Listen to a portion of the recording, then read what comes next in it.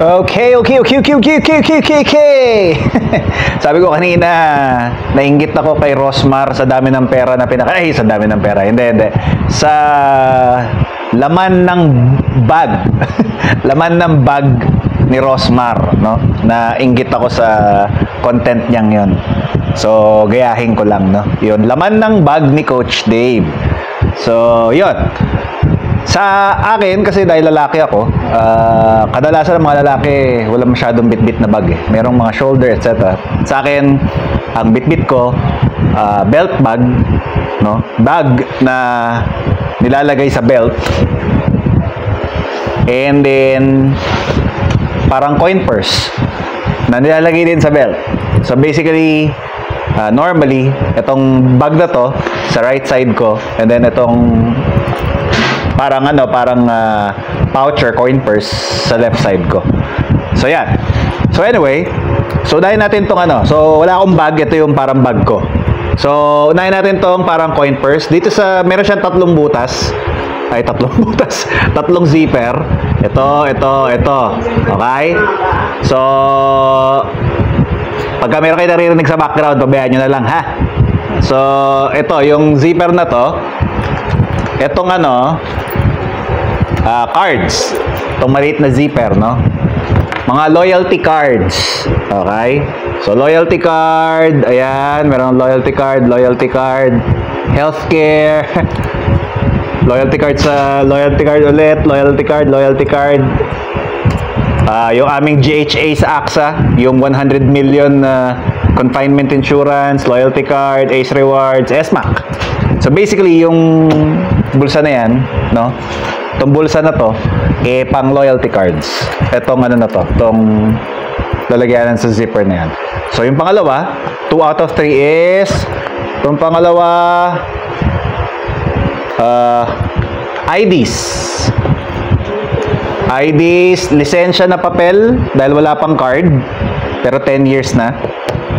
And then, media ID sa association sa POBA, Philippine Online Broadcasters Association, UMID, Condo ID.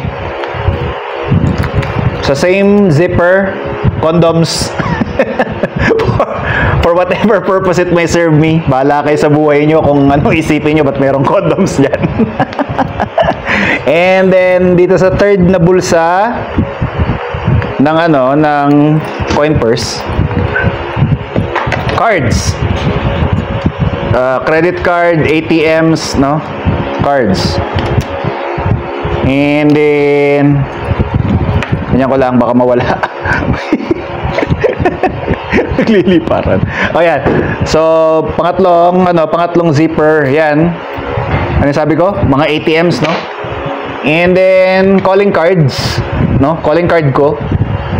So, syempre, kapag nakikipag-meet ka, mga businesses, yan. Double-sided calling card. Ganyan.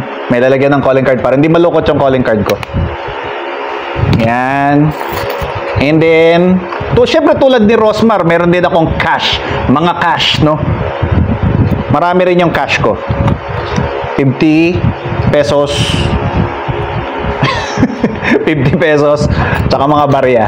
Yung pang parking ba? Ayan. Hindi ako nagdadala ng cash masyado. I normally use yan, credit card. Kasi mga points sayang. Magaling na kasi kami ngayon mag-manage ng pera. So, we utilize the power of credit card, no? Sayang yung mga points and mga discounts, etc. So, you pay now, you buy now and then you pay a month after. So, kumbaga, maganda. Basta magaling ka magbayad. And then, of course, tong bag na to, meron naman siyang 1, 2, 3. 3 zippers. 3 pouches. So, dito, wala nakalagay. Dito, wala ako nilalagay dyan. And then, dito, nakalagay yung power bank ko dahil dapat lagi daw ako may power bank. Sabi ni Alma, ni Inay Ara, ni Madam Beshi, ni Mrs., no? Dahil ayaw niyang naglolobat ako. Panglinis ng salamin ko, pag medyo marami ng smudges, ano pa? So meron akong pa 100 raffle, 'di ba? So yung mabubunot mamaya dapat tama, dapat nandun sa isa sa mga sinabi ko. And normally susi si Miara normally, no, yung aking nandito kasi yun yung pinakamadalas, yung sports car na ginagamit. And then sign pen for obvious reasons, pang sign, pang sulat. IDs na related sa barrel. Nandito yung L-top ko. Nandito yung permit to carry ko. And nandito yung registration ng barrel na nandito. Okay? So naka-conceal yung barrel. Hindi siya pwedeng naka out in the public na para kang cowboy, ika nga, no? So dito sa main pouch, isa lang ang laman, no? Dalawa lang ang laman sa main pouch. Yung pistol ko. And of course, pistol ko na may magazine 17 rounds, and then extra magazine na 17 din yung laman. So that's basically laman ng bag ni Coach Dave Aguila. Wala akong bag per se, no? On a daily basis, ito yung bag na dala ko. So after nito, pupunta ako dun sa laptop ko to check, no, to randomly draw someone na mananalo ng 100 pesos. Kulang pa nga itong pambayad ko dun sa mananalo, oh. Ano lang to, hiram muna ako kay Rosmar. Pambayad dun sa mananalo. Na-refresh ko na ilang beses to at the moment. Kanina nasa 30s lang to, and then refresh ko to get the comments. There are 44, no? 44 comments. So kung sino man yung mabunot ko,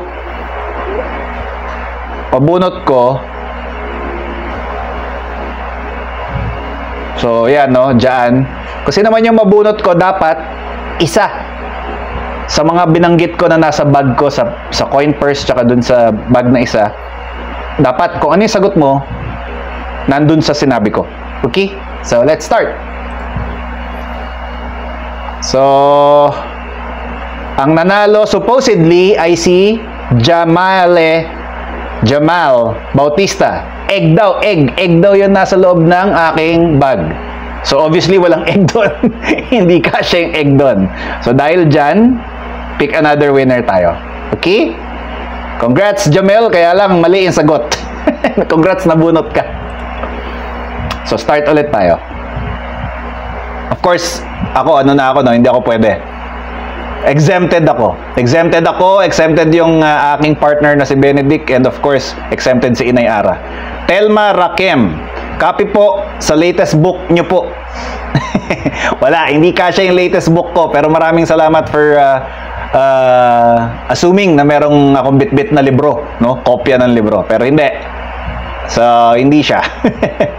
So, pick another winner tayo. Wala akong libro sa loob ng bag ko. On a regular basis. Sabi ni, hindi ko alam kung ano yung pangalan niya, Himalayan Salt. Walang Himalayan Salt, no? Pangatlo ka na. So sayang, no? So bunot tayo ulit. Egg ulit, sabi ni Jamel.